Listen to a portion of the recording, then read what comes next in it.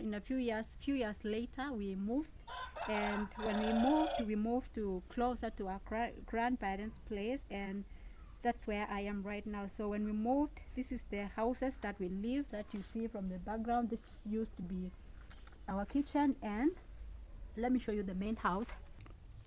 So that was our main house, which is has 3 rooms. Then here is the kitchen. So for a long time, the way you look at this place, it's so shaggy and unkempt because nobody lives in this place right now. So today I decided to come and do some cooking right here. So here is the kitchen. Mostly the kitchen, and that house, the big house, is used as store. So here the kitchen has it's a store for some things. These are finger millets there, and it's so unclean, but for now I've swept some pathway to the fireplace because I needed to cook from this place today. So what I'm cooking is this. Well, this is dry maize. And so first things first that I did was to remove this maize from the cobs and well sorted, so they should be clean and no perforations or injuries on the maize. Do we call this kernel? Yeah, the kernels. So what we have to do is to remove the skin of this maize. So I'm going to show you the easiest way to remove that skin from these maize kernels. And first what you need is this ash from fire, and obviously you will need a sieve to make sure you have the finest part of the ash by sieving it.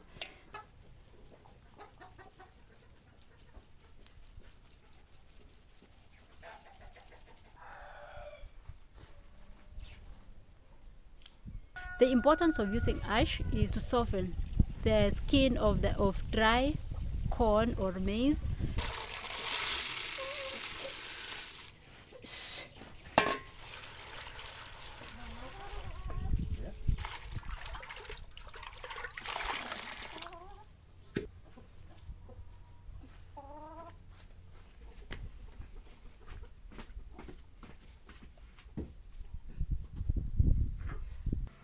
So here we go, we wait for it to boil. It's beginning to boil, you can see the bubbles from that side.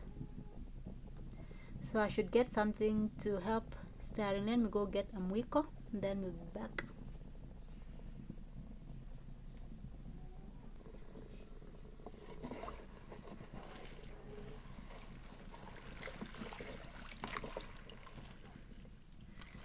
Some corns are beginning to change color, and that's good.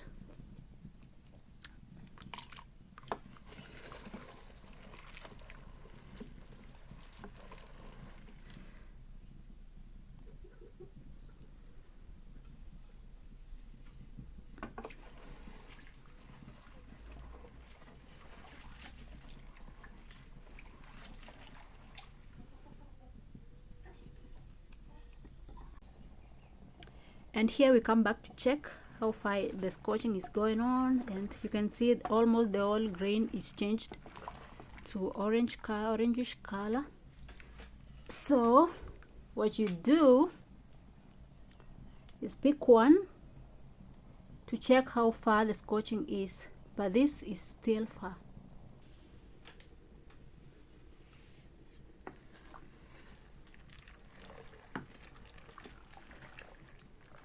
Again, let's check how far.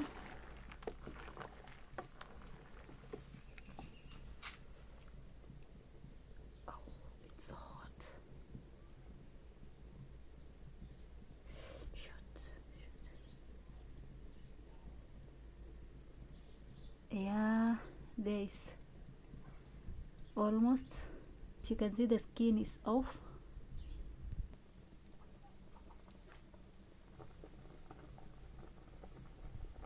When it gets to this boiling point, anyway, you don't need to stir anymore. It's just let it boil and keep on checking if the skin is already softened as required. And then after that, so like this, You can see how it's easily peeling out. Now you can see the skin is already soft, too soft, not like the beginning. So here from here we take it out.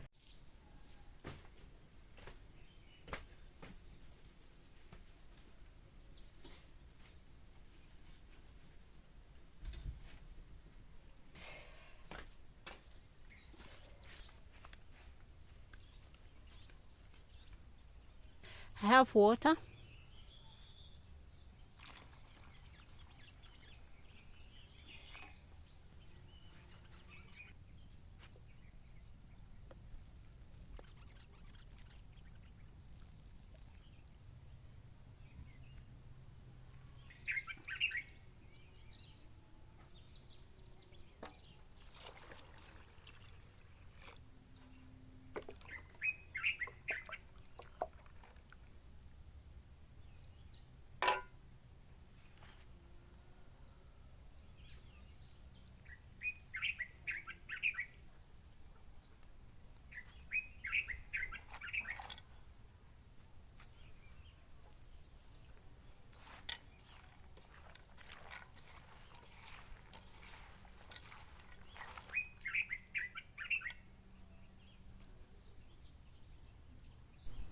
In this process the skin is peeling off, and it's quite easy actually, because it's just pushing it back and forth in the sufuria or whatever pot you're going to use to make it. And that's what I was using, but I ended up changing it because I felt like this was too small for me.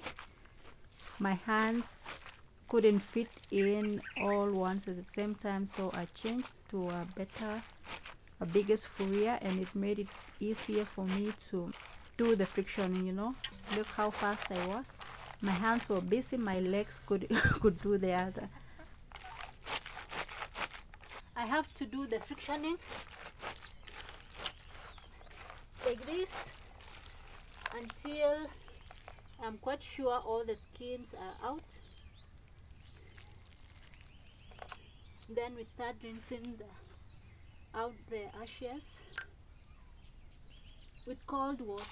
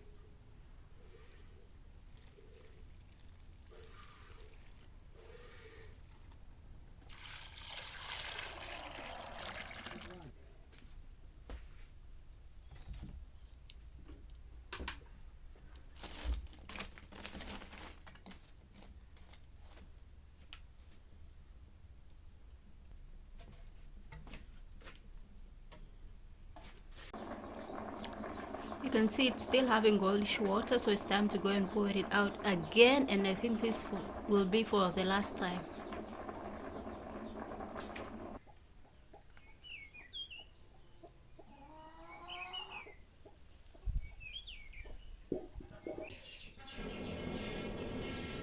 And we let it cook.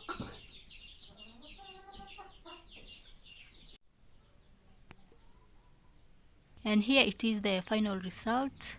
Soft and easy to munch.